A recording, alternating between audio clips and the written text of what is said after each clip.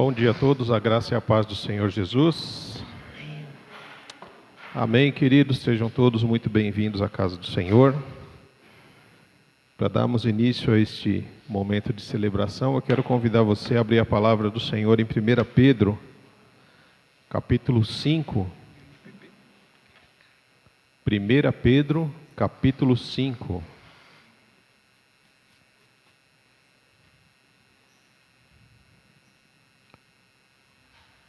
Nós vamos ler o verso 8.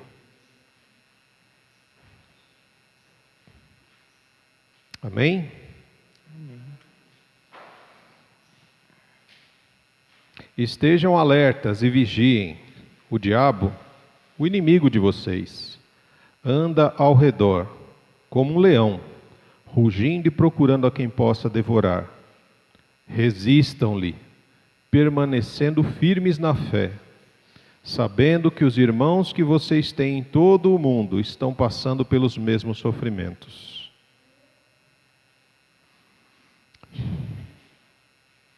Muitas vezes, irmãos, nós achamos que o fato de estarmos aqui na igreja para celebrarmos mais um dia de vida, mais uma semana que se encerra e outra que inicia, é um momento tranquilo, é um momento calmo. Na realidade não é.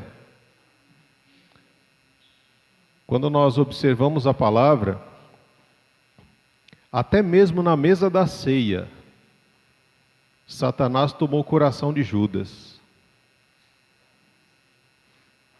Na mesa junto com o próprio Cristo, Satanás tomou o coração de Judas, porque ele não estava vigiando, não estava alerta. Ele estava se deixando levar por toda e qualquer ansiedade da vida que poderia sobrecarregar o seu próprio coração. E quando nós estamos num lugar como esse, com o objetivo de louvar, adorar, engrandecer, exaltar o nome do Senhor, mas fisicamente a gente está aqui, mas se a nossa mente, o nosso coração não estiverem aqui, a gente vai estar flutuando, pensando no trabalho que tem para fazer amanhã, no almoço que tem para fazer daqui a pouco, nas obrigações que nós temos de pagar, nas contas, nos boletos.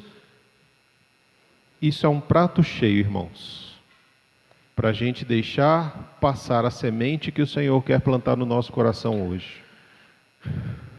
E é exatamente isso. Estejam alertas e vigiem. Alguns domingos atrás, nós fomos exortados a louvar a Deus com alegria, a louvar a Deus com vontade, com disposição.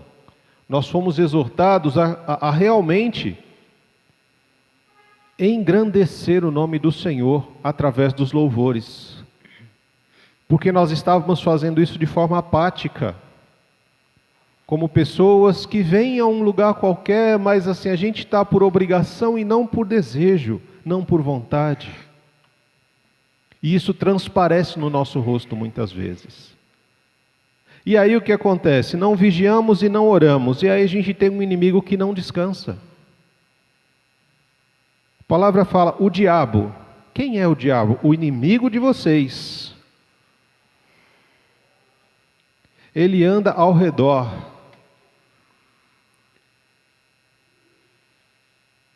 Ele está aqui nesse momento, gente, esperando uma brecha. Uma brecha. Uma mente desatenta, um coração que não tem um vigia à porta dele, porque a orientação já vem desde Caim. O pecado está à porta, cabe a você dominá-lo. E se a palavra fala que o diabo, o nosso inimigo, está ao nosso redor, como um leão rugindo, ele só espera uma brecha.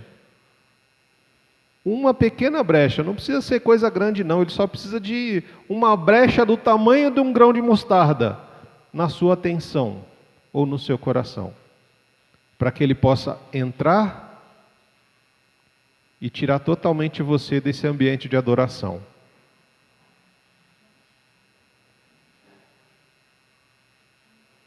E essa não é uma luta só nossa.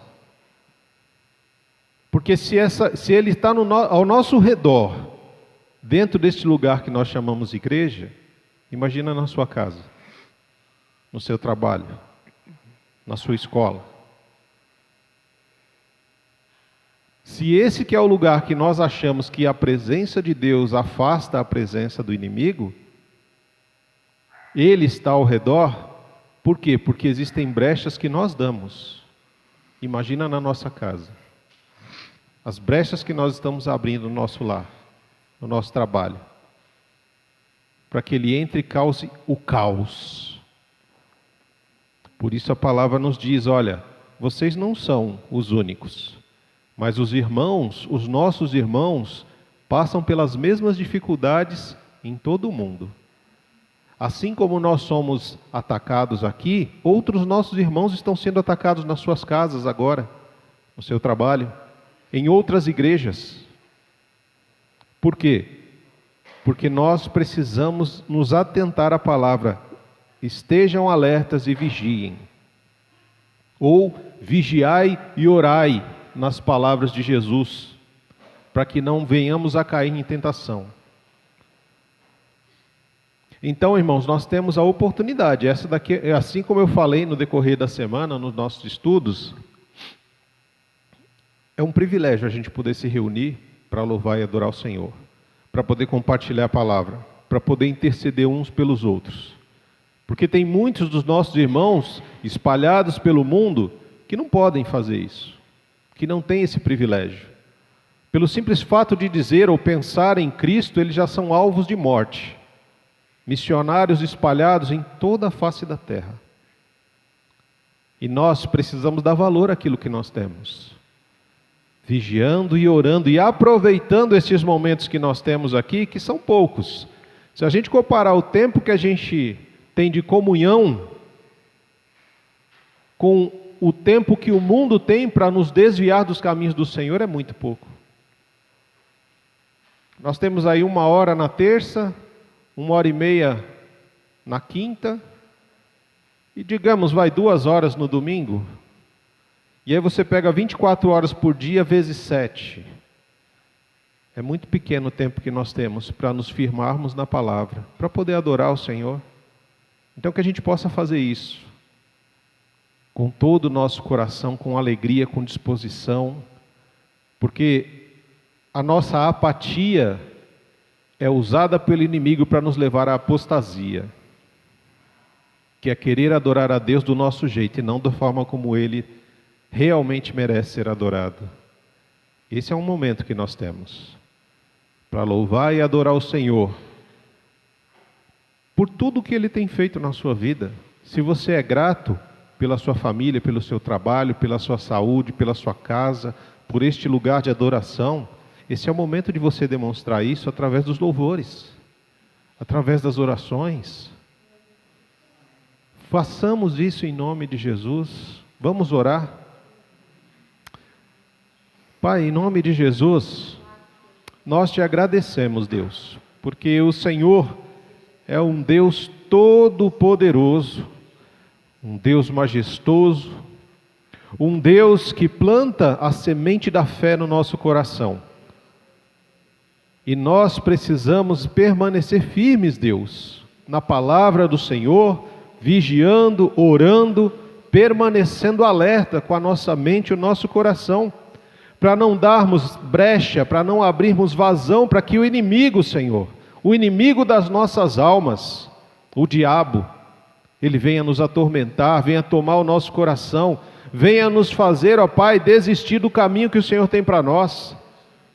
Que em nome de Jesus, Senhor, nós não venhamos dar lugar à apostasia no nosso coração, que o nosso amor pelo Evangelho, pelo sacrifício de Cristo não venha a esfriar, mas que ele venha realmente, Senhor, a ferver dentro de nós, e que sejam transformados em louvores, em cânticos, em adoração, em uma vida, Senhor, tocada pelo poder do Espírito Santo.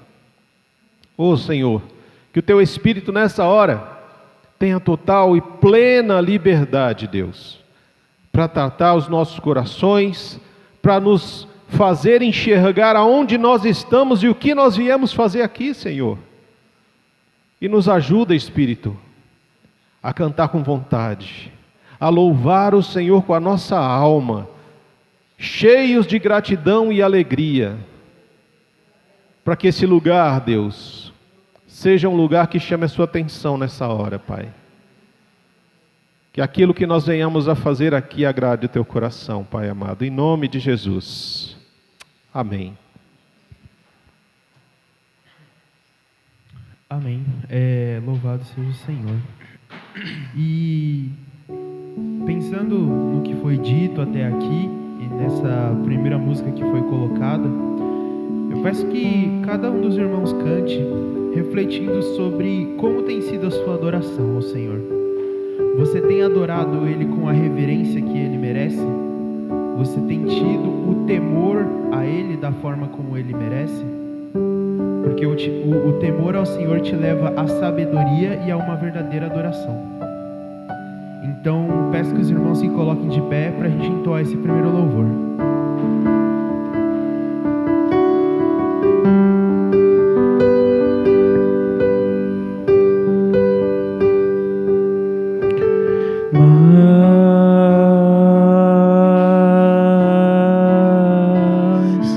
De ti,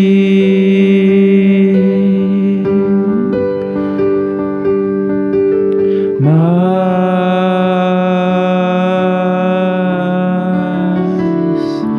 de ti, mais de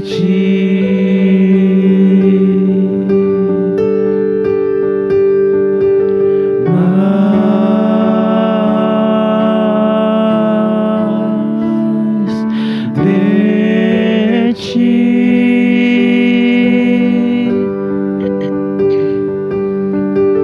mais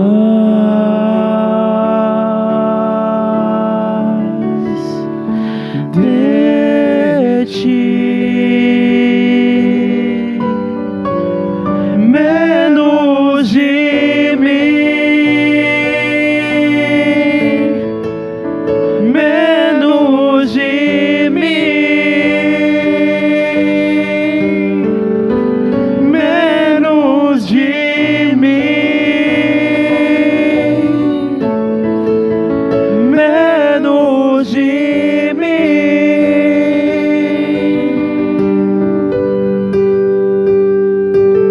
mais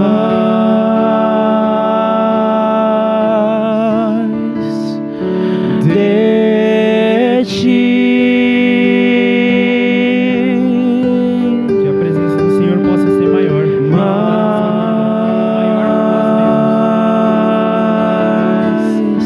de ti, menos de mim, menos de mim, menos de mim, menos de mim,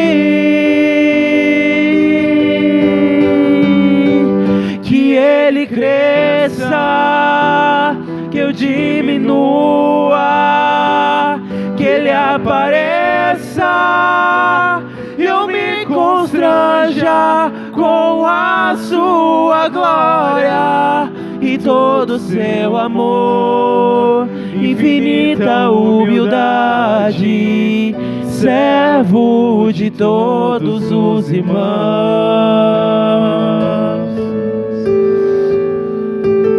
Mais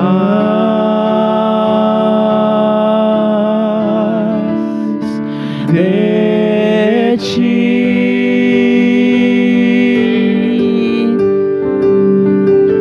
mais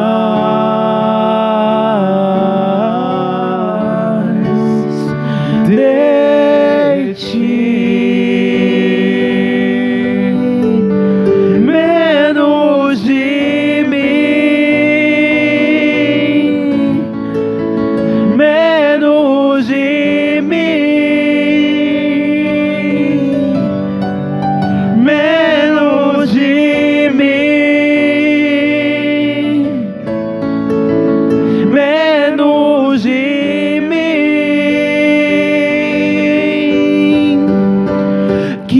Ele cresça, que eu diminua, que Ele apareça, eu me constranja com a sua glória e todo o seu amor, infinita humildade, servo de todos os irmãos, que Ele cresça, que eu diminua, que Ele apareça, que eu me constranja com a sua glória e todo o seu amor, infinita humildade, servo de todos os irmãos, que Ele cresça, eu diminua, que Ele apareça, eu me constranja com a sua glória e todo o seu amor, infinita humildade, servo de todos os irmãos.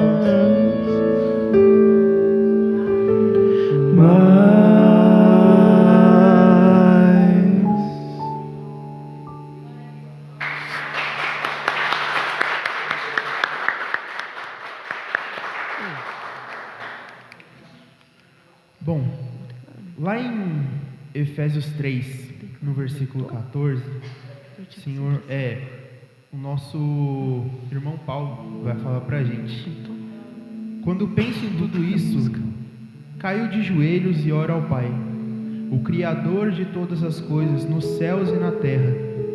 Peço que, da riqueza de sua glória, Ele os fortaleça, com poder interior por meio do seu Espírito. Então Cristo habitará em seu coração, à medida que vocês confiarem nele. Suas raízes se aprofundarão em amor e os manterão fortes. Bom, essa palavra, pelo menos essa primeira parte da palavra no caso, essa foi uma oração que Paulo estava fazendo ao Senhor pelos irmãos de Éfeso, onde ele tinha essa consciência de que os irmãos de Éfeso, eles tinham fé, mas eles ainda não conseguiam compreender o completo amor de Deus pela vida de cada um deles. E por isso ele pedia para que a riqueza da gloriosa, que a riqueza do Senhor, que a gloriosa riqueza do Senhor fortalecesse cada um deles. E essa oração, pensando nessa questão dessa próxima música, que seria o Rompendo em Fé, eu pensei exatamente na parte que ele fala que então Cristo habitará em seu coração à medida que vocês confiarem nele. A confiança em uma pessoa, ela não vem por um simples, eu tive uma conversa com ela e agora eu confio naquela pessoa pro resto da minha vida. Não é assim que funciona e todos nós sabemos disso. Uma confiança, ela é construída através de você conhecer ao outro, através de uma intimidade que você gera com o outro. E não é diferente com Cristo. Se não buscarmos a Cristo e não criarmos uma intimidade com Ele, a gente nunca vai confiar nele completamente, com o nosso coração. A gente pode ler, a gente pode saber que mas não necessariamente que a gente vai confiar. E o problema de tudo isso é que a gente acaba caindo no que a gente chama de rotina monótona, onde a gente vem à igreja, a gente vem aos momentos de oração, mas a gente está fazendo tudo isso já no automático. A gente já não faz mais com o coração ardendo pelo Senhor, ardendo por conhecer mais ao Senhor. A gente já está fazendo aquilo por, é mais uma tarefa ou mais uma obrigação que eu tenho que cumprir no meu dia a dia, eu tenho que estar lá, senão o pastor vai ir atrás de mim, vai me cobrar, vai querer saber onde eu estava. E quando a gente torna isso uma rotina monótona na nossa vida, a gente já não está mais adorando o Senhor verdadeiramente. a gente possa construir essa confiança no Senhor através da intimidade, porque através disso a gente vai entender que a gente pode romper barreiras, romper qualquer dificuldade, que independente de onde ele estiver, da onde a gente estiver, ele vai estar conosco, e a gente vai conseguir vencer as nossas lutas, porque a gente tem um Deus que é todo poderoso e que nada pode contra ele. Amém? Que a gente cante essa música com este pensamento.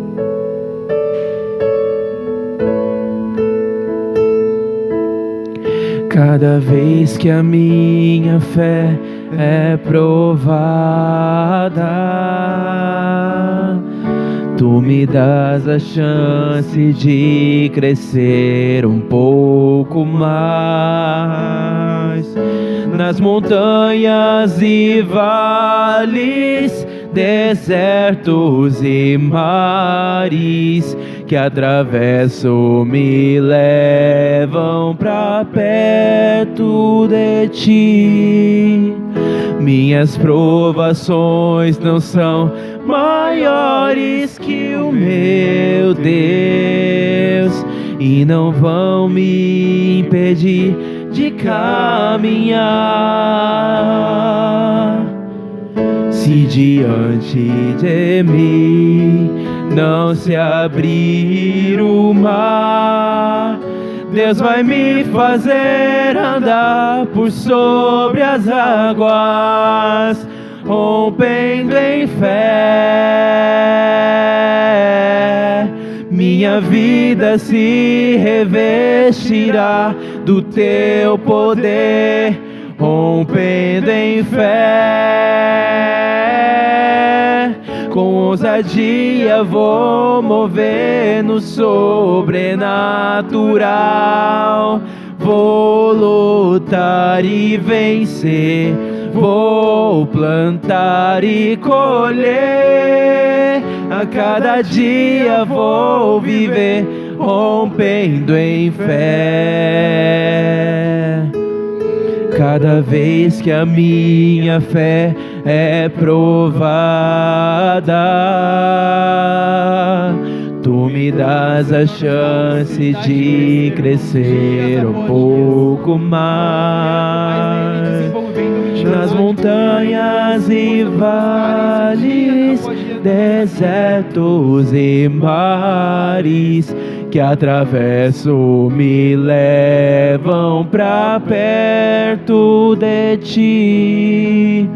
Minhas provações não são maiores que o meu Deus e não vão me impedir de caminhar. Se diante de mim não se abrir o mar, Deus vai me fazer andar por sobre as águas, rompendo em fé. Minha vida se revestirá do Teu poder, rompendo em fé. Com ousadia vou mover no sobrenatural. Vou lutar e vencer, vou plantar e colher. A cada dia vou viver, rompendo em fé, rompendo em fé. Com ousadia vou mover no sobrenatural. Vou lutar e vencer, vou plantar e colher. A cada dia vou viver, rompendo em fé. A cada dia vou viver, rompendo em fé.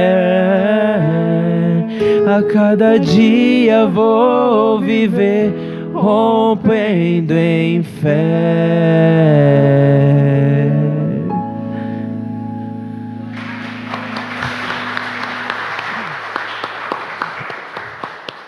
Amém. Passar para a oferta agora.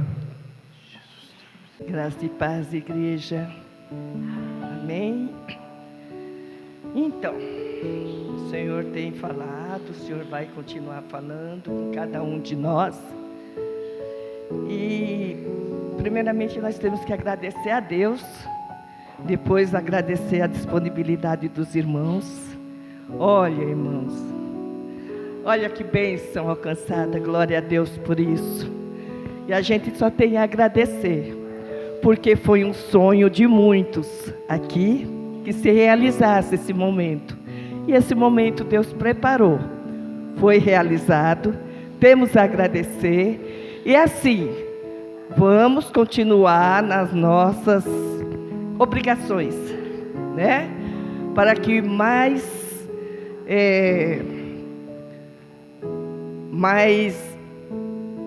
coisas sejam feitas aqui na casa do Senhor. É para nós mesmos, né? E aqueles nós que somos mais idosos ainda não aproveitar, nós vamos deixando para os mais novos e incentivando os mais novos a estarem no caminho do Senhor, na mesma caminhada, na mesma intenção de que, sabe, o trabalho do Senhor, o trabalho para o Senhor não é em vão, não é em vão. Amém? Que nós venhamos continuar na expectativa, venhamos continuar nessa caminhada. É uma caminhada dura, é uma caminhada difícil, mas o Senhor tem tratado, tem sustentado, tem fortalecido. E o Senhor fala, né, em cada um de nós, em 1 João 3, do 16, a partir 1 João 3, a partir do 16, dos 16 ao 18. Glória a Deus por isso. Amém? Aí aqui, né, uma palavra que fala sobre o amor fraternal. E a gente lendo aqui, né, o que tem nos ensinado a palavra do Senhor, e vem falar até de Caim e Abel, coração de cada um deles. E lá na partir do 16 fala: nisso conhecemos o que é o amor. Jesus Cristo deu a sua vida por nós, e devemos dar a nossa vida por nossos irmãos. Se alguém tiver recursos materiais e vendo seu irmão em necessidade, não se compadecer dele, como pode permanecer nele o amor de Deus? Filhinhos, não amemos a palavra, nem de boca, mas em ação e em verdade.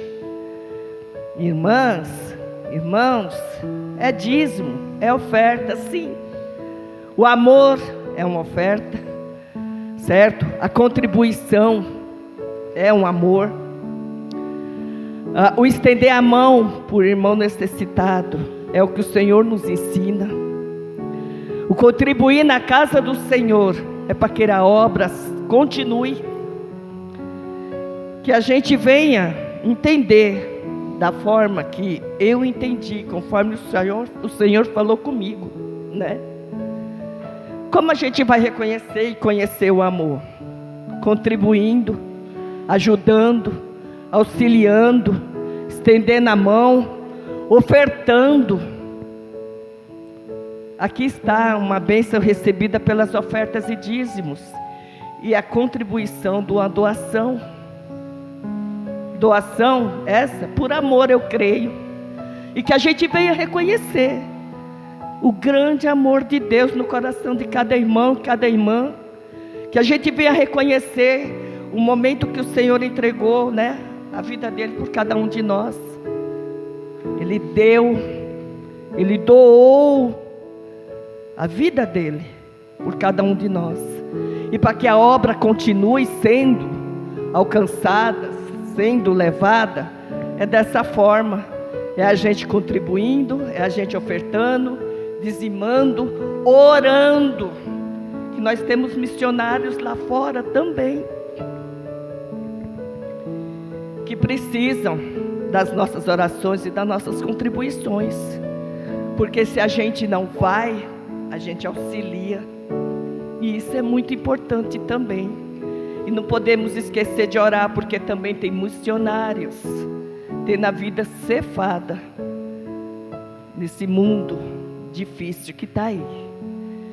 E que a gente não venha só pensar na gente, mas que a gente venha pensar lá fora, que a obra do Senhor não pode parar, e que cada um de nós temos o compromisso.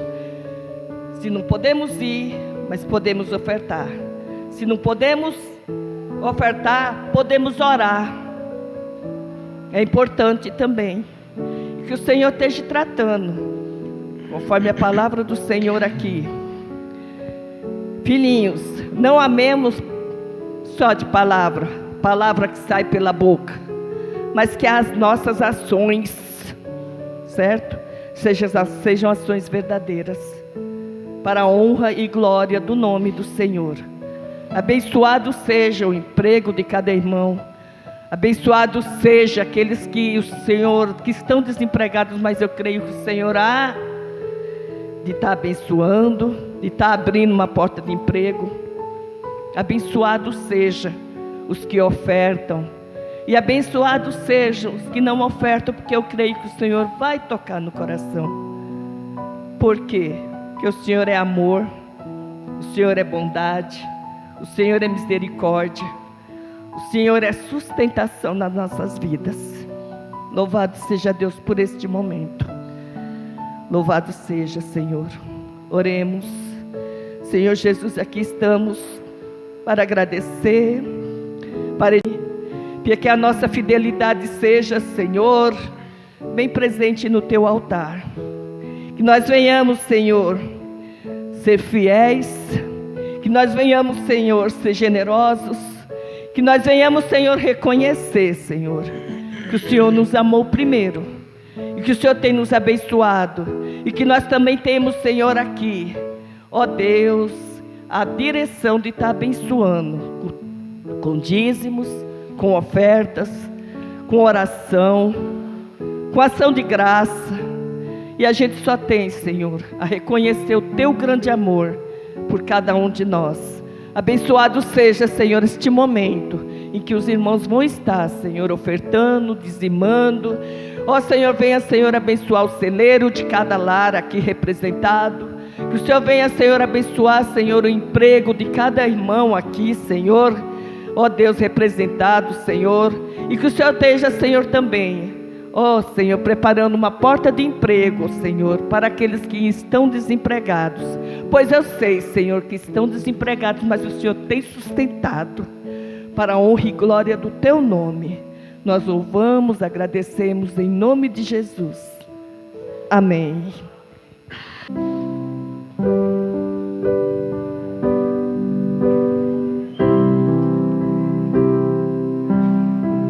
Sim, eu sei, Senhor, que Tu és soberano. Tens os Teus caminhos, tens Seus próprios planos. Venho, pois, a cada dia, venho cheio de alegria e me coloco em Tuas mãos, pois és fiel.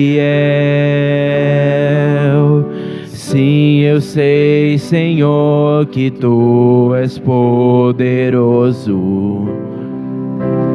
És um Deus tremendo, Pai de amor bondoso.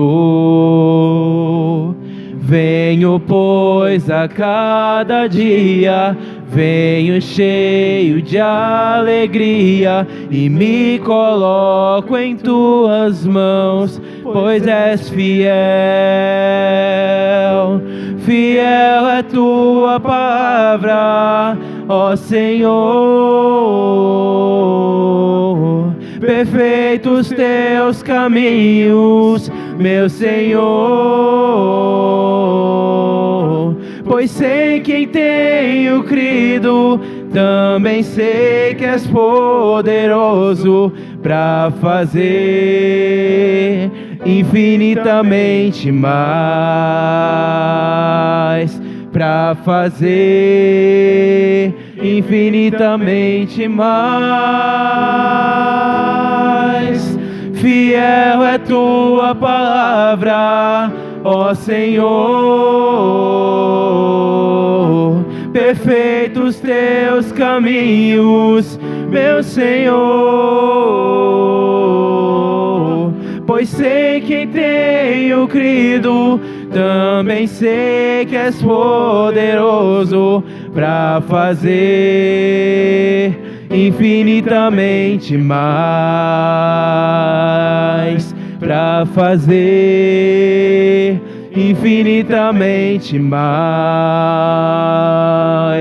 do que tudo que pedimos, infinitamente mais do que tudo que sentimos, infinitamente mais do que tudo que pensamos, infinitamente mais do que tudo que nós cremos, infinitamente mais. Fiel é tua palavra, ó Senhor.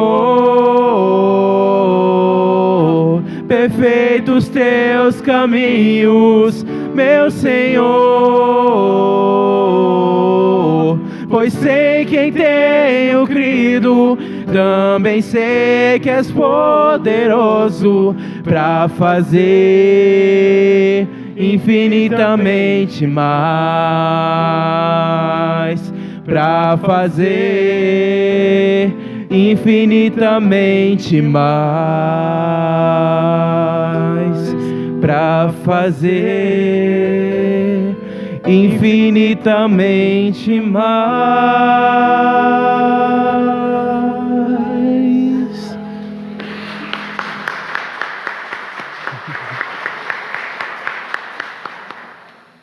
E o início daquela oração de Paulo em que foi citado na nossa segunda música é exatamente essa terceira música que a gente cantou, onde ele fala: também peço que, como convém a todo o povo santo, vocês possam compreender a largura, a altura e a profundidade do amor de Cristo.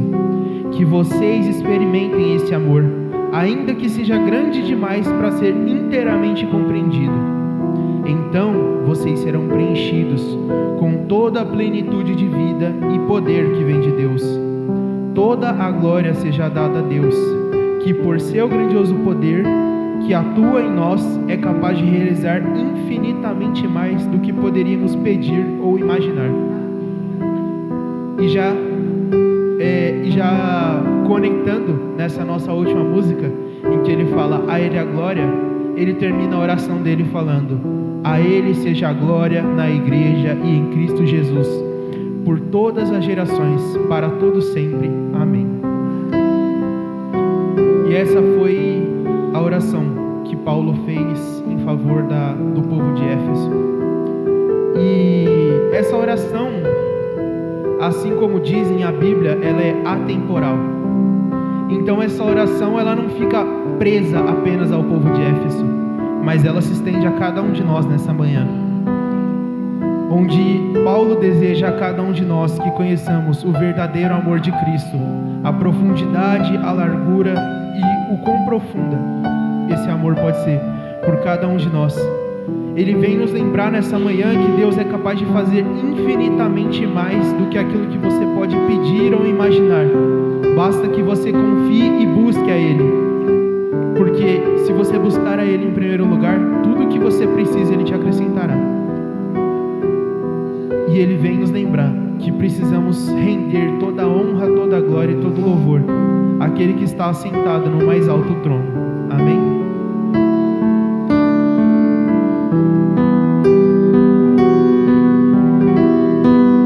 Porque dele, por ele, para ele são todas todas as coisas,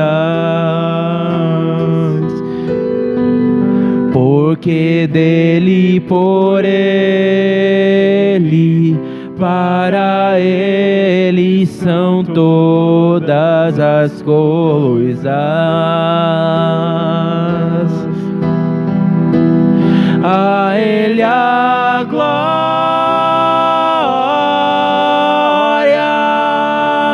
a ele a glória,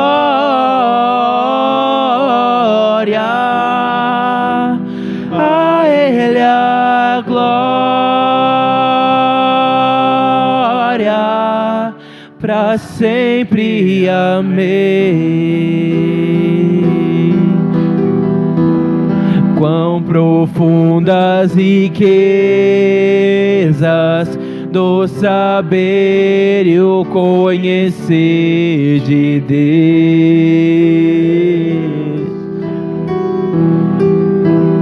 Quão insondáveis seus juízos e os seus caminhos. Quão profundas riquezas do saber e o conhecer de Deus.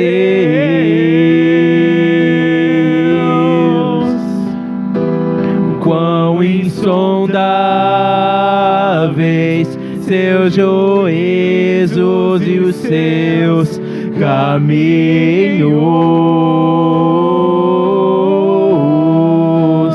A ele a glória,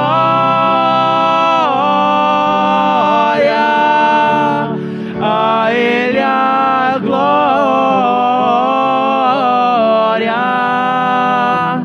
a ele a glória, para sempre. Amém.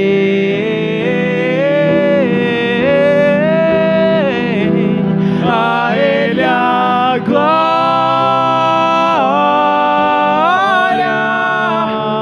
a ele a glória, a ele a glória, para sempre. Amém.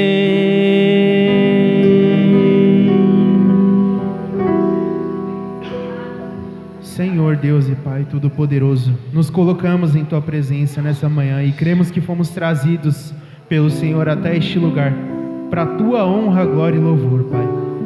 Hoje o Senhor nos mostrou que Paulo, mesmo tendo orado pela igreja de Éfeso, lá atrás, essa oração se estende até nós, até os dias de hoje, Pai. Porque a Tua palavra, ela é atemporal, ela serve para todos os períodos, Pai, e para todas as pessoas. O Senhor é um Deus que é todo poderoso e que é capaz de fazer infinitamente mais do que aquilo que podemos pensar ou imaginar, Pai.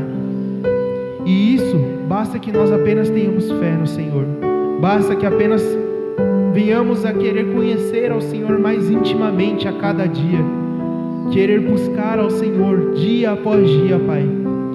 E claro, não tornar essa nossa busca pelo Senhor uma rotina monótona, mas ser uma busca verdadeira dia após dia, uma busca que nos preencha por inteiro, uma busca que nos torne mais próximos e mais íntimos do Senhor dia após dia, para que possamos realmente reconhecer a Tua maravilhosa glória e o Teu maravilhoso amor, Pai. Um amor que é tão profundo, um amor que é diferente de todo e qualquer amor que a gente possa ter visto na nossa vida humana. É um amor que transcende, Pai. É um amor inigualável. E o Senhor é o dono desse amor. E o Senhor nos oferta e nos oferece esse amor dia após dia. Que em nome de Jesus nós possamos querer buscar este amor, querer buscar a Tua presença e sermos cheios do Teu Espírito Santo, para a Tua honra e para a Tua glória. E que dessa forma possamos encher outras pessoas, para que essas outras pessoas possam entender também este verdadeiro amor do Senhor. E dessa forma possamos compartilhar como verdadeiros irmãos em Cristo e filhos do Senhor, como cordeiros de Cristo, Pai. Essa é a minha oração nesse momento e nessa manhã, para a honra e glória do Teu glorioso e poderoso nome, Pai. Santo é o Senhor. Em nome de Jesus. Amém. Amém. Os irmãos podem sentar. Romanos capítulo 5.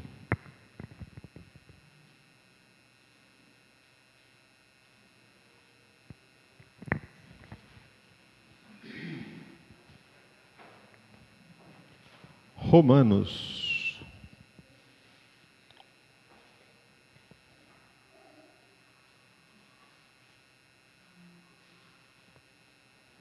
Amém? Todos encontraram?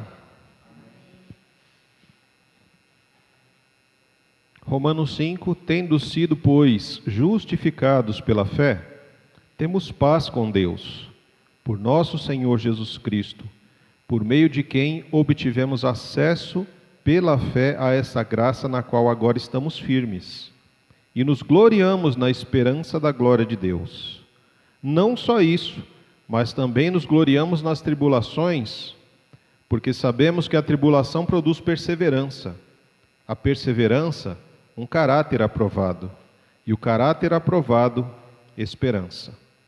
E a esperança não nos decepciona, porque Deus derramou seu amor em nossos corações, por meio do Espírito Santo que Ele nos concedeu. De fato, no devido tempo, quando ainda éramos fracos, Cristo morreu pelos ímpios. Dificilmente haverá alguém que morra por um justo, embora pelo homem bom talvez alguém tenha coragem de morrer. Mas Deus demonstra o seu amor por nós. Cristo morreu em nosso favor quando ainda éramos pecadores. Como agora fomos justificados por seu sangue, muito mais ainda, por meio dele, seremos salvos da ira de Deus. Se quando éramos inimigos de Deus fomos reconciliados com ele mediante a morte de seu Filho, quanto mais agora, tendo sido reconciliados, seremos salvos por sua vida. Não apenas isso, mas também nos gloriamos em Deus, por meio do nosso Senhor Jesus Cristo, mediante quem recebemos agora a reconciliação. Amém? E aí talvez se a gente perguntar, o que vocês entenderam? O que a gente viu aqui? Né, como a gente faz na quinta-feira, alguns irmãos ficarem um pouco perdidos. Falam, nossa, que texto complicadinho, né? Mas na realidade ele não é tão complicado, não. Quando nós lemos o texto do início dessa celebração em 1 Pedro, capítulo 5, verso 8, ali foi identificado quem é o inimigo das nossas almas, não é? E quem é o inimigo das nossas almas? O diabo. Exatamente. Quando nós lemos esse texto de Romanos, capítulo 5, a palavra fala para nós que Cristo morreu por nós quando ainda éramos inimigos de Deus. Quem é o inimigo de Deus? Alguns vão dizer que é o diabo. O diabo não é inimigo de Deus, porque para ser inimigo de Deus eu preciso ser comparado a uma possibilidade de vencer Deus. Para que Deus tenha um inimigo, tem que haver a mínima possibilidade desse inimigo poder vencer Deus. Aí às vezes a gente vê algumas charges, memes, com a figura de Deus numa queda de braço com o diabo, né? Na internet. Não é possível. Não é possível porque não tem possibilidade alguma do diabo vencer Deus. Então o diabo não pode ser considerado um inimigo de Deus. Porque o diabo só faz aquilo que Deus permite que ele faça. E aí o texto fala que nós éramos inimigos de Deus. Olha a nossa arrogância. Você já parou para pensar na nossa arrogância de achar que nós em algum momento podíamos ser inimigos de Deus? Nós nos colocamos numa posição muito maior do que nós realmente temos. Deus não tem como ter inimigo. Então, quando a gente pensa nessa questão, irmãos, em que fala assim, Cristo morreu por nós quando éramos inimigos de Deus. Nós não éramos inimigos de Deus. Porque a nossa questão nós éramos inimigos da vontade de Deus para nós. Esse é o grande problema. Quando a gente lê o texto, por exemplo, no livro de Tiago, no capítulo 4, o Tiago fala assim: de onde vêm as guerras e contendas que há entre vocês? Não vêm das paixões que guerreiam dentro de vocês? Vocês cobiçam coisas e não as têm, matam e invejam, mas não conseguem obter o que desejam.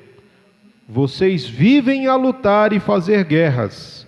Não têm porque não pedem, e quando pedem não recebem, pois pedem por motivos errados, para gastarem seus próprios prazeres. Tiago capítulo 4. Então, de onde é que vem as nossas guerras?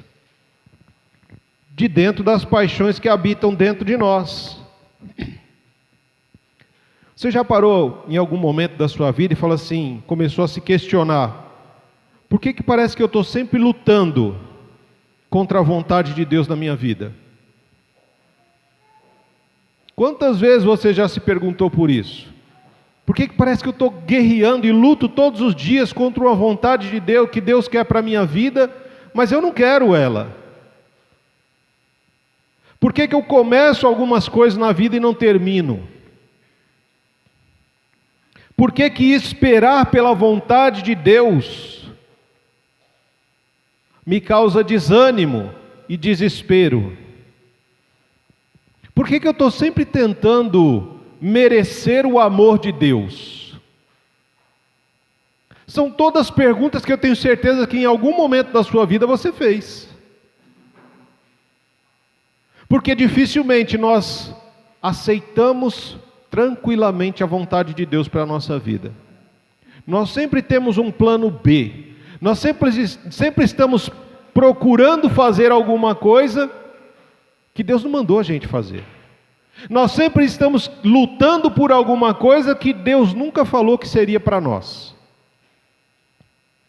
E a gente vive nessa guerra dentro do nosso peito.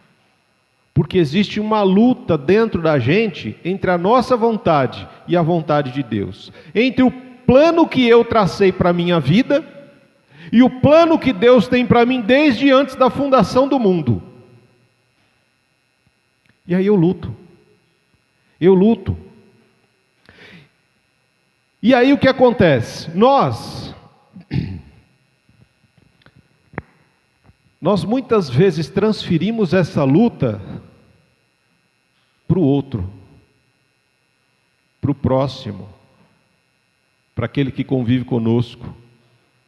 Porque se Deus nos criou a sua imagem e semelhança, se eu vivo em guerra contra a vontade de Deus para a minha vida, quem é que me revela muitas vezes a vontade de Deus além da palavra?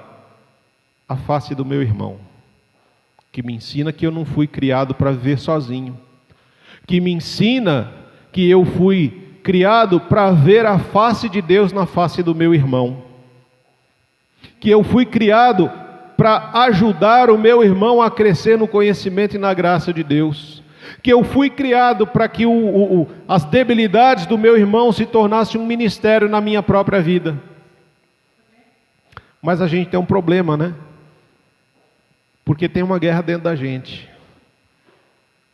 E aí, quando a gente está num momento muito complicado, né, o Lucas até falou na questão de fazer com que a nossa adoração se torne uma rotina. Se torna uma rotina vir à igreja, se torna uma rotina ler a palavra, se torna uma rotina cantar louvores, se torna uma rotina. Porque eu não estou mais querendo a vontade de Deus, eu quero a minha vontade.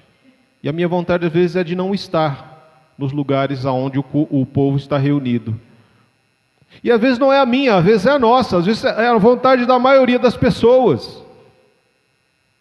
E o que acontece? A gente começa então, irmãos, a ver no outro alguém com quem nós podemos guerrear. E a palavra, o próprio Paulo vai falar na palavra que a nossa luta não é contra carne e sangue, mas contra principados e potestades. Mas eu não consigo ter esse discernimento espiritual por causa das guerras que habitam dentro de mim. E aí eu vejo uma possibilidade de ferir a Deus. Como? Ferindo meu irmão. Aí eu discuto com o meu marido, com a minha esposa, eu discuto com meu filho, eu discuto com meu irmão, eu discuto com meu chefe, eu discuto com um amigo, eu discuto com quem me dá bom dia. Bom dia por quê? Você é meteorologista? Para dar bom dia? Você sabe se o dia vai ser bom ou não? Né? Por quê? Porque existe um problema aqui dentro. E se eu não resolvo esse problema que está aqui dentro, ele vem para fora. Numa oportunidade de ferir Deus, ferindo o meu irmão. Você quer saber, sabe uma coisa que a gente faz para tentar ferir Deus? Estou com um problema, o que eu vou fazer? Não vou para a igreja.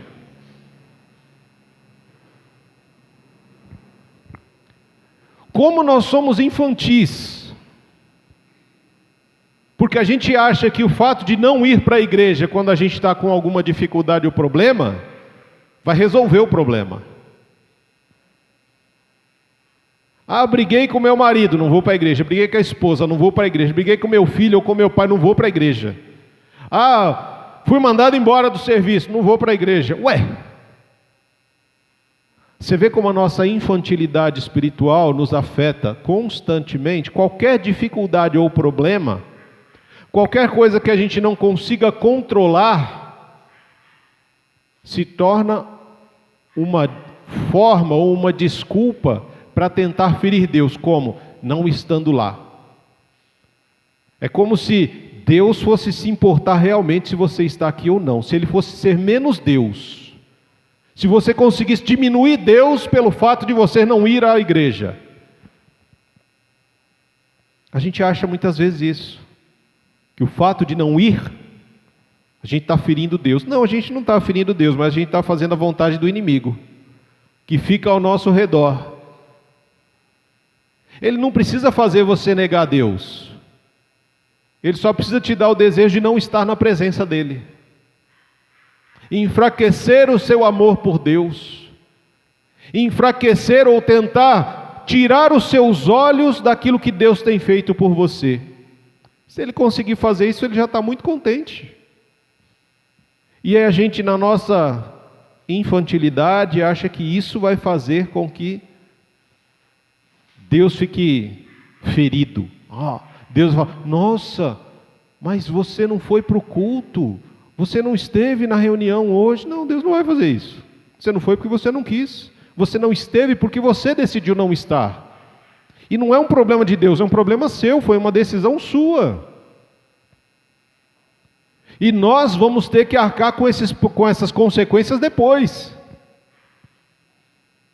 E aí quando eu chego nesse texto que nós lemos de Romanos, Romanos é uma carta que Paulo escreve para uma igreja para onde ele nunca foi. Ele nunca esteve na igreja de Roma. Mas se a gente pudesse colocar, é a carta teologicamente mais importante do Novo Testamento. Porque ela trata exatamente de teologia pura, da forma como nos relacionamos com Deus. Então ele coloca, olha, nós achávamos que éramos inimigos de Deus. Deus nunca foi nosso inimigo. Você já parou para pensar nisso? Não tem na Bíblia falando assim, Deus é o inimigo do ser humano. Não tem isso, não fala. Deus não é nosso inimigo. Ele é o nosso Pai.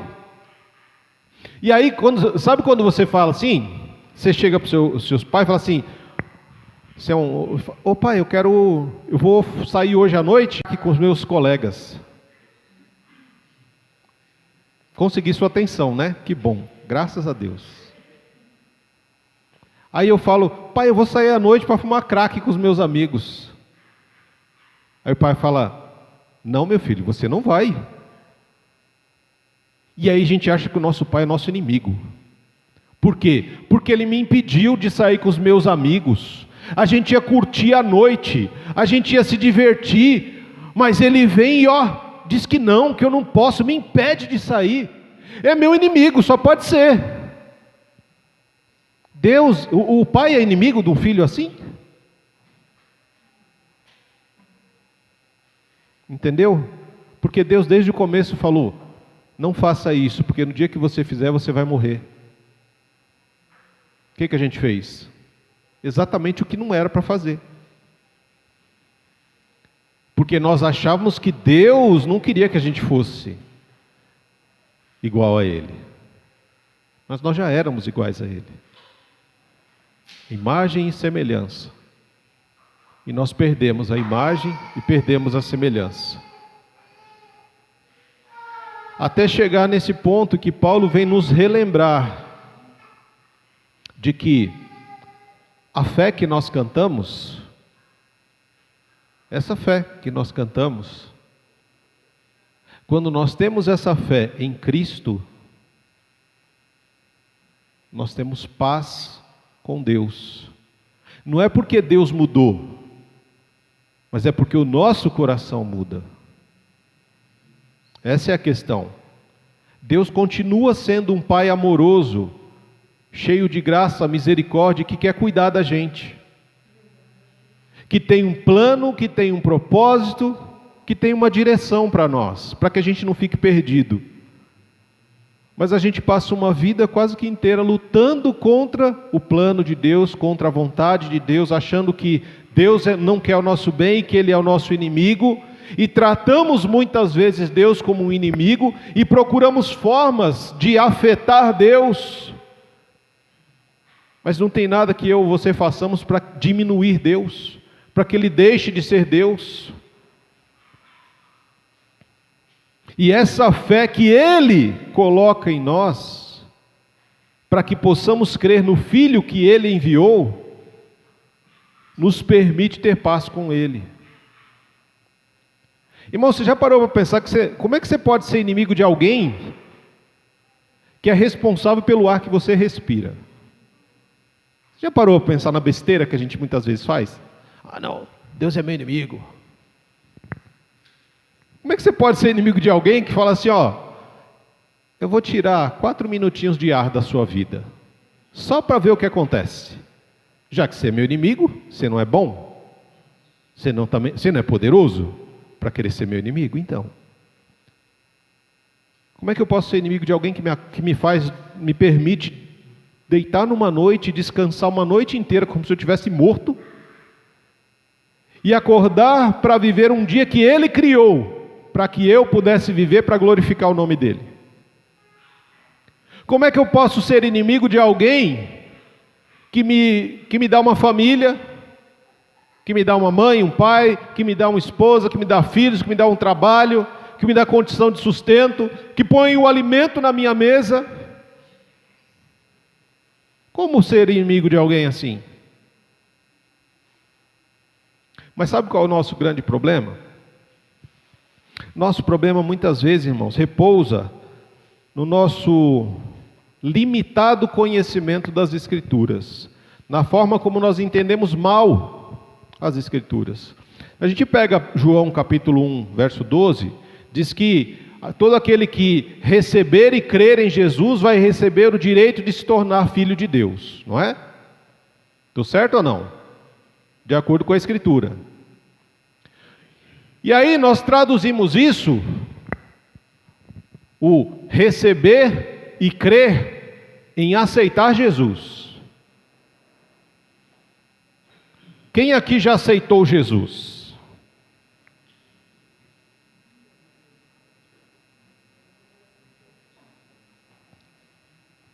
E aí é um problema, porque você fala, eu já aceitei Jesus, pastor. Eu aceitei. Tá bom, você já aceitou Jesus. Você resumiu o receber e crer em aceitar. Quando eu simplesmente aceito, eu tento fazer com que Jesus se adeque à minha vida. Existe a minha forma de pensar, existe o meu jeito de viver, existe tudo que eu fiz até agora, Senhor, entendeu? Então o senhor precisa, a gente precisa se adequar aqui. Por quê? Porque eu estou aceitando o Senhor. Só que a gente se esquece do que Jesus fala para Nicodemos lá em João 3.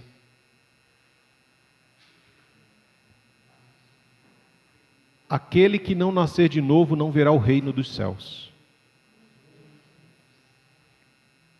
Então não é aceitar Jesus, mas é nascer de novo. E para nascer de novo eu preciso morrer primeiro. Porque é um nascimento totalmente diferente do primeiro nascimento que nós tivemos. Porque a palavra fala que a gente já nasce morto nos nossos delitos e pecados. Agora, o nascer de novo é um nascimento que eu nunca nasci. É uma forma como eu nunca nasci. É um novo nascimento. É nascer de uma forma diferente. É nascer do alto. É nascer do Espírito. E quando isso acontece, é quando foi falado aqui hoje, de que a fé, que Jesus só vai habitar no coração daquele que confia nele. E a fé é isso, é confiar em Jesus, que é o que o texto fala para nós. Por causa da fé que nós temos em Deus, em Cristo Jesus, nós temos paz com Deus. Essa fé, como foi falado pelo Lucas, não nasce do dia para a noite, não é algo que Deus planta de manhã e à tarde sou o homem de fé. Não. A fé é uma progressão, é um processo. A fé é algo que leva tempo para se firmar, para crescer, para se desenvolver dentro de cada um de nós. E é essa fé que vai nos levar a confiar em Cristo e a desfrutar dos benefícios que esse texto que nós lemos fala para nós. O primeiro benefício que o texto traz para nós: temos paz com Deus. Não é teremos paz com Deus. Isso não está no futuro, está no presente. Se eu recebi, se eu criei em Jesus, e se eu nasci de novo, eu tenho paz com Deus. Porque existia um véu que separava, e esse véu foi rasgado, e agora nós temos acesso à presença de Deus na nossa vida, por meio de Jesus. Crer em Cristo, colocar a nossa fé em Cristo, vai nos permitir ter a presença de Deus na nossa vida. A outra coisa, o outro benefício que ele fala que a gente desfruta nesse novo nascimento, ele fala de nos gloriamos na esperança da glória de Deus. E talvez você se questione, como assim nos gloriamos? O que é se gloriar? Você já parou de repente para pensar nisso? O que é se gloriar? Nos gloriamos na esperança da glória de Deus. O gloriamos, irmãos, porque às vezes fala, mas a glória é para Deus. Nós nos gloriamos, nós agradecemos, nós somos gratos, nós louvamos, nós adoramos a Deus. Por quê? Por causa da esperança que Ele renova no nosso coração. E essa esperança, como o texto próprio diz, nos gloriamos na esperança da glória de Deus. Quem é a glória de Deus? O próprio Jesus Cristo. Nós agradecemos, nós somos gratos a Deus por Jesus Cristo. Por quê? Por causa dele que nós temos acesso ao Pai. É por causa dele que existe essa questão do início do texto. Somos justificados. Ser justificado é ser tornado justo. Por quê? Porque um inocente morreu no nosso lugar. Nós só podemos ser justificados porque o justo foi pendurado na cruz. Cristo foi para a cruz no meu e no seu lugar. E quando Ele vai, Ele diz que agora nós somos justificados, nós somos considerados inocentes daquele pecado. dos nossos pecados. Quando Cristo vai para a cruz, Ele morre pelos pecados passados, presentes e futuros. Aquilo que você vai fazer de errado amanhã, Cristo já morreu por ele. Mas você precisa confiar no sacrifício de Jesus. Porque é um outro benefício. O benefício da paz, o benefício dessa esperança. E a esperança, irmãos, ela tem como sinônimo promessa ou espera. E como nós temos dificuldade de esperar a promessa de Deus para a nossa vida. Mas por que nós nos gloriamos na esperança da glória de Deus? Porque nós, cada um de nós, temos a certeza da nossa salvação. E como que a gente pode ter essa certeza? Porque o Espírito Santo foi colocado em nós e nós compreendemos o amor de Deus, que está no verso 5. Nós só podemos nos gloriar na esperança da glória de Deus por causa do Espírito Santo que Deus coloca no nosso coração para derramar e nos instruir sobre o amor que Deus tem por nós. Essa é a grande questão. Mas a gente não se gloria apenas na esperança, mas a gente também se gloria nas tribulações.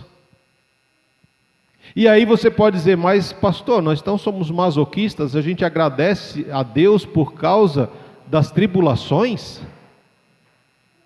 Numa leitura crua, talvez, mas espera aí, gloriar é agradecer, louvar e adorar a Deus por causa da esperança que nós temos em Cristo, de uma salvação que nos é dada, por meio do Espírito nós cremos nisso, mas também, segundo o texto, no verso 3, e não é só isso, ou seja, não é só se gloriar na esperança, mas também nos gloriamos nas tribulações. Obrigado, Senhor, pela perseguição. Obrigado pela dificuldade, obrigado pelos problemas, obrigado pelas lutas, obrigado pelas decepções, as frustrações. Arruma uma camisa de força que o pastor surtou. Está agradecendo por tribulação? Sim. E aí a gente precisa ter um pouco de cuidado em ver o texto, porque o texto ele fala de 3 coisas aqui, né? Fé, lá no verso 1. Depois ele fala da esperança no verso 2, no verso 4 e no início do verso 5. E ele fala do amor no final do verso 5. Fé, esperança e amor. O que o Paulo vai falar para a igreja de Corinto em 1 Coríntios 13:13? O que ele fala ali, irmãos? Agora, pois, permaneçam a fé, a esperança e o amor. Estes 3, mas o maior de todos é o amor. E aí, quando eu olho esse texto, eu entendo que existe um processo. A justificação, ser tornado justo, infelizmente para nós, irmãos, nós achamos muitas vezes que, eu aceitei a Jesus, agora está tudo certo, não vou ter mais problema, não vou ter mais dificuldade, não vou ter mais luta, agora é só alegria, não é? É só eu ir para a igreja, cumprir um ritual religioso de estar ali no domingo, na terça, na quinta, e está tudo certo.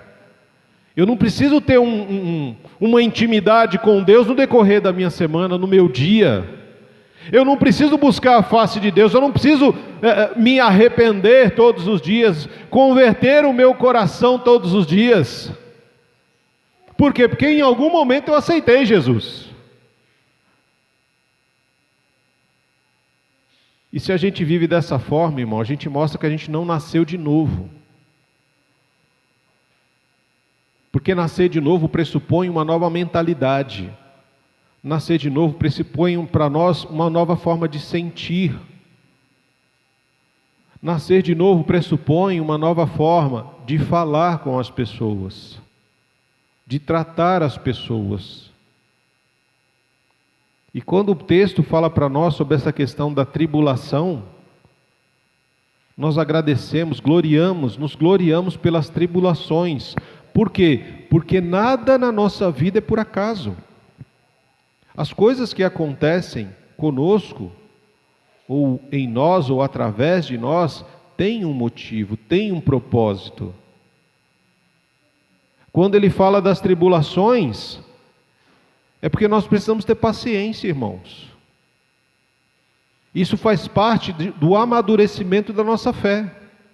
A fé é uma semente plantada no nosso coração para que nós possamos confiar em Deus. Mas para confiar em Deus, para fazer com que essa fé cresça, amadureça,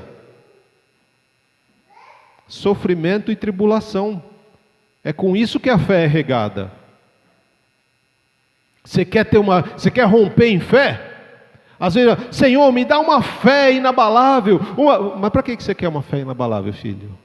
Para que você quer uma fé inabalável, filha? Só para eu ter certeza que eu tenho? Não.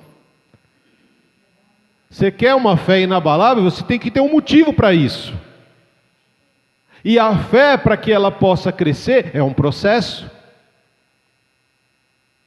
Não é do dia para a noite. É um processo que essa fé vai passar de tribulação, de problemas, de dificuldades, de momentos em que o próprio Paulo passou e que ele achou que ia perder a vida.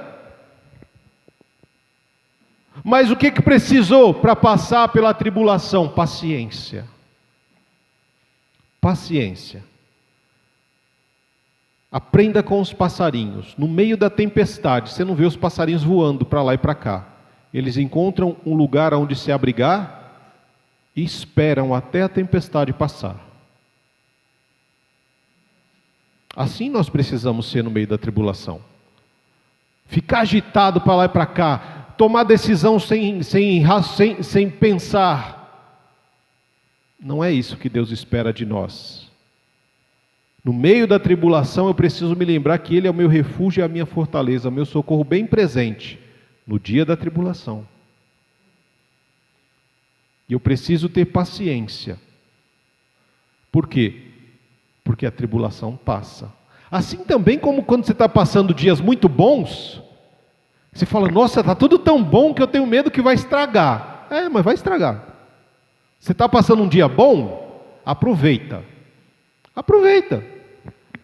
Para você se lembrar dele quando você estiver passando pelos dias maus. E no dia mau, tenha paciência. Busque refúgio no Senhor.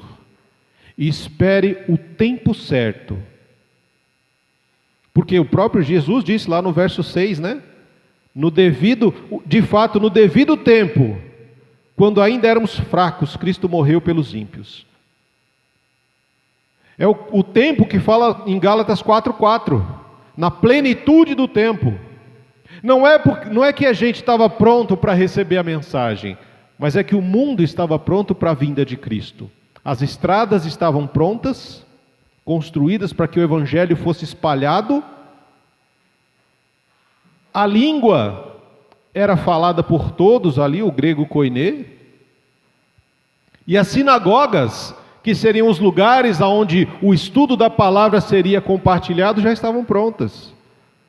Mas o nosso coração ainda não, porque o texto fala que ainda éramos fracos.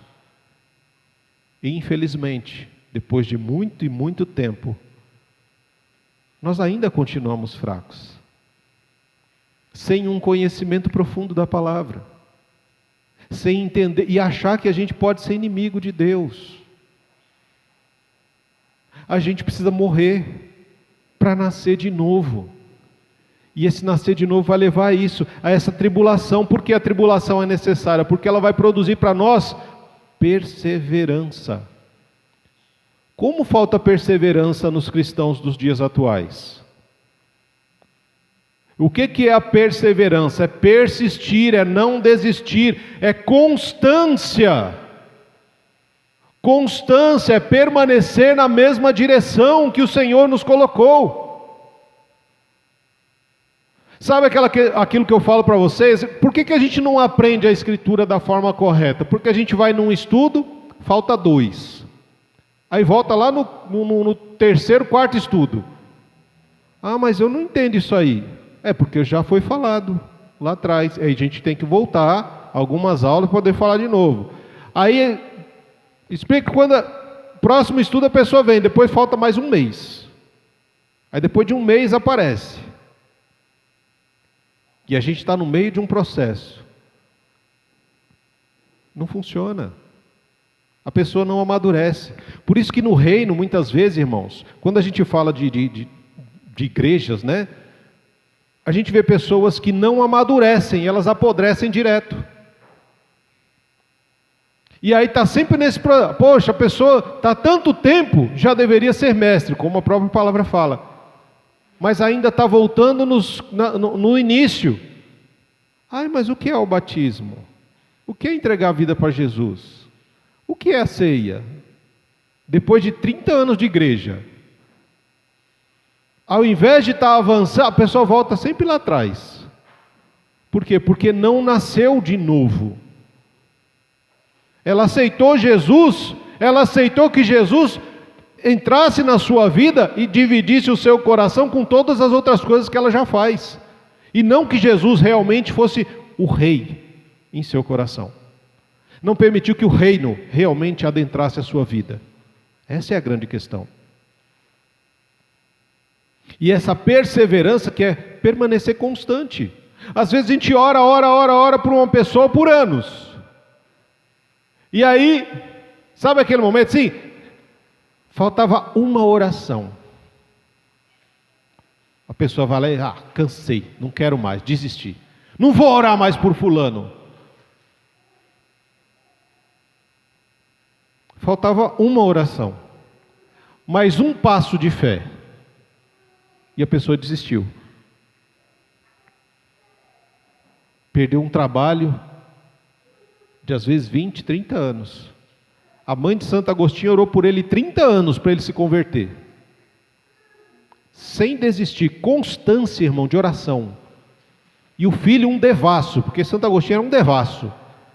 Tinha relação com prostituta, dormia fora, estava nem aí. Pensa numa vida totalmente desregrada.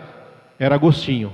E a mãe dele, a Mônica, continuava constantemente orando pelo seu filho.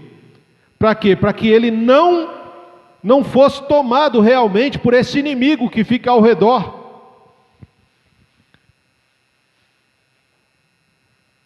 E muitas vezes a gente desiste, no meio do caminho.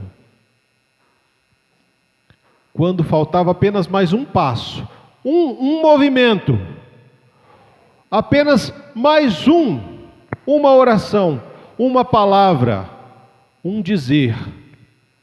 Mas não para por aí, porque essa tribulação que produz a perseverança também tem um objetivo. Por que essa constância é necessária? Por que a gente não pode desistir enquanto está sendo trabalhado e lapidado pela tribulação? Porque no final da perseverança é alcançar um caráter aprovado, que é o que o texto fala para nós. Precisamos alcançar um caráter aprovado. E que caráter é esse? O mesmo caráter de Cristo. É esse caráter que vai nos conduzir a sermos exemplo para as outras pessoas.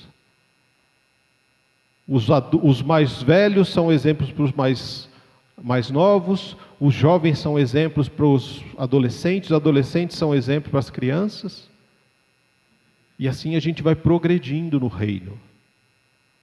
Porque quando a gente pensa nessa questão de uma pessoa ter um caráter aprovado, é aquilo que Paulo vai falar para Timóteo, é ser alguém irrepreensível, alguém que o diabo não pode acusar. Por quê? Porque quando ele vem acusar, Deus fala, ele já me falou disso, ele já confessou esse pecado, ele já se arrependeu, e ele já foi perdoado. Mas quando nós escondemos as nossas falhas e não confessamos, o inimigo tem munição para nos atacar. E ele tem com o que nos envergonhar na frente das outras pessoas. Por isso precisamos lutar para alcançar um caráter aprovado, irmãos. Porque esse caráter aprovado é uma expressão de como aquela pessoa pensa, de como ela sente e de como ela age. E quando nós alcançamos um caráter aprovado, a esperança é renovada no nosso coração. Você vê que é um processo. O processo da fé passa pela tribulação, pela perseverança, até alcançar um caráter aprovado. Uma vez que a fé nos leva a termos um caráter aprovado, a esperança é renovada no nosso coração de que a imagem e a semelhança de Cristo está sendo formada em nós. E essa esperança não nos decepciona, por quê? Porque o Espírito Santo foi colocado em nós para derramar o amor do Pai sobre as nossas vidas. E à medida que nós chegamos a esse ponto em que a esperança é renovada e não temos a decepção, nós começamos a desfrutar daquilo que é a essência de Deus, o seu amor. Amor esse descrito em 1 Coríntios de várias formas.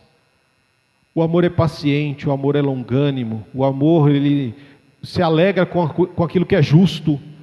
O amor tudo crê, tudo espera, tudo suporta. O amor é um processo que cresce dentro de nós. É através desse amor que é descrito para nós em essência, aí do verso 6 até o verso 10, quando vai dizer para nós, olha, você era fraco, você não tinha condição, mas Cristo morreu no seu lugar, para fazer você justo, para te dar a oportunidade de viver uma vida totalmente diferente, para a glória de Deus. Mas para viver essa vida você precisa primeiro morrer, você precisa morrer para nascer de novo, um nascimento diferente, um nascimento realmente de alguém que foi tocado, foi transformado, foi mudado pelo poder do Espírito Santo. Talvez você diga, é o que o texto fala, né? Ninguém morreria por um justo, mas de repente, talvez, uma pessoa boa, você morresse por ela. Mas o grande detalhe é que Cristo morreu por nós, quando nós achávamos que éramos inimigos dele. Agora para pensar nisso. Você que é pai e mãe, você daria a vida do seu filho por um ladrão, assassino, que diz que se arrependeu?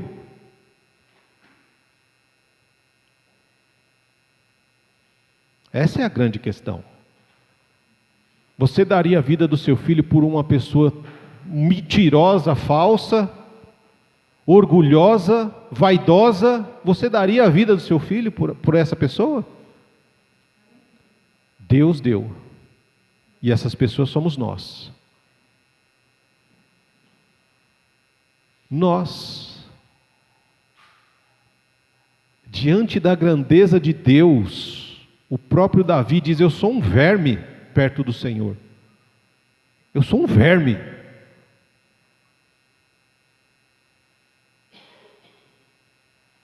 Quem nós somos perto de Deus?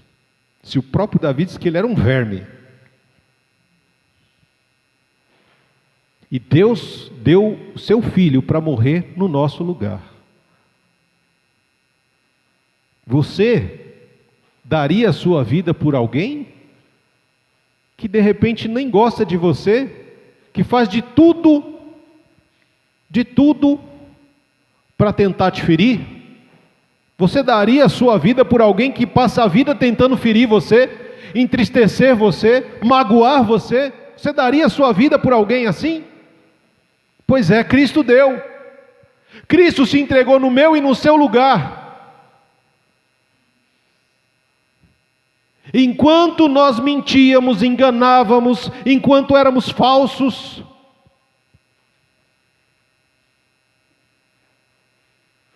arrogantes, orgulhosos, vaidosos. E infelizmente muitos de nós continuamos da mesma forma. Nós escutamos a palavra, mas não ouvimos. E saímos do lugar onde estamos para viver a vida que não deveríamos, com palavras que não deveríamos, com pensamentos que não deveríamos, com ações que já não deveriam mais estar presentes na nossa vida. Se realmente nós tivéssemos nascido de novo, nós sairíamos, irmãos, cheios da presença do Espírito Santo no nosso coração, na nossa mente, na nossa vida. Se nós realmente nascemos de novo, nós precisamos começar a viver como quem realmente nasceu de novo. Porque esses são benefícios que nós, que nascemos de novo, precisamos usufruir. O último benefício que ele traz para nós é o benefício da reconciliação, no verso 11. A separação causa dor, sofrimento, medo, angústia, amargura, vergonha. A separação causa isso, e é o que foi experimentado desde o Éden. Imagina a primeira vez que o ser humano experimentou o medo. A primeira vez que ele experimentou a vergonha. A primeira vez que ele pensou, bem, eu preciso fugir da presença de Deus, porque eu desobedeci e agora eu me tornei um inimigo de Deus. Deus agora é meu inimigo. Não, Deus não é seu inimigo. Deus chega para Adão e diz: Adão, onde você está? Ah, eu tive medo porque eu ouvi a tua voz e eu me escondi, Senhor. Mas Adão, você fez aquilo que eu mandei você não fazer? Ah, Senhor, foi a mulher que o Senhor me deu. E a mulher foi a serpente. Deus não se tornou inimigo, mas ele fez o quê? Ele se tornou justo. Não se tornou, na verdade, ele aplicou a justiça que já estava nele, porque ele orientou: não faça isso, porque quando você fizer, vai ter uma consequência. E Deus é justo. Deus agiu com justiça. Houve consequência e nós desfrutamos dessa consequência até hoje. Mas esse Deus também é cheio de graça e de misericórdia, porque ser justificado por Cristo é desfrutar da justiça, da misericórdia e da graça de Deus. De que forma? Crendo, confiando em Jesus, de que Ele é a única forma, o único caminho, a única possibilidade de reconciliação entre nós, que achamos que somos inimigos de Deus, e um Deus que é um Pai cheio de graça, de misericórdia e amor.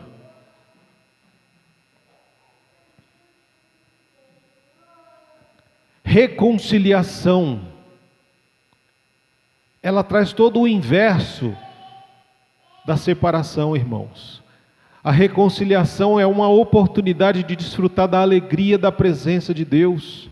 É Deus restaurando no nosso coração a alegria da sua salvação. É Deus estabelecendo paz entre nós e Ele, porque Ele é um Deus de paz. E a guerra existe aonde? Dentro do nosso coração. A tempestade está onde? Dentro da gente. E Deus vem para estabelecer essa paz por meio de Jesus. Se eu creio em Cristo Jesus, se eu realmente recebi e confio no sacrifício de Cristo, o Senhor me permite então desfrutar dos benefícios de ser justificado, de ser tornado um filho, uma filha amada de Deus. De que forma, nesse texto, tendo paz com Deus ao invés de separação, tendo esperança renovada dentro de mim, ao invés de credulidade, desespero e decepção. Alegria pelo resultado da tribulação, ao invés de sofrimento debaixo do juízo. Segurança no amor de Deus. Eu não preciso fazer nada para provar o amor de Deus, irmãos. Eu não preciso fazer. O amor de Deus, Ele me ama, não pelo que eu faço, mas pelo que Cristo já fez. E eu preciso crer, ter fé no sacrifício de Jesus, para poder entrar na presença de Deus. Porque se isso não acontece, eu tenho medo. E o medo me afasta. O medo não me permite chegar próximo de Deus. Por quê? Porque eu acho que Ele é um inimigo e que Ele vai me destruir. Por quê? Porque Ele não deixa eu viver o que eu quero na minha vida. E eu tenho a reconciliação com alguém que eu estava separado. Alguém que me ama mais do que eu mesmo. Se existe alguém que te ama mais do que você mesmo, mais do que um pai e uma mãe amam um filho, esse alguém é Deus. Porque Ele conhece o pior de você. E mesmo assim Ele te ama. E é por isso que o amor dele nos constrange. Quando a gente cai em si, cara, eu sou isso tudo, eu sou uma pessoa ruim, eu não valho nada, eu minto, engano, sou falso, e mesmo assim Deus me ama. Eu sou inconstante na minha busca por Deus. Eu não sou constante na igreja, eu não sou constante nas minhas orações, eu não sou constante no meu estudo bíblico, mas mesmo assim Deus me ama. E esse amor me constrange. Porque eu não amaria alguém assim. Eu não amaria alguém assim.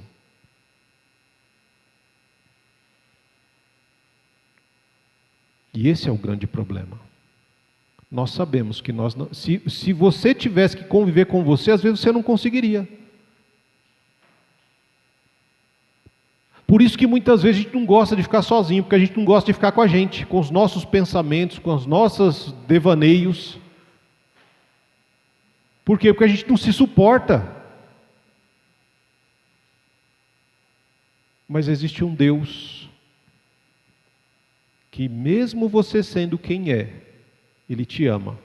E Ele quer dar paz ao seu coração. Mas para que você possa desfrutar dessa paz com Deus, você precisa crer. Você precisa receber. Você precisa morrer e nascer de novo. Porque aceitar Jesus é fácil.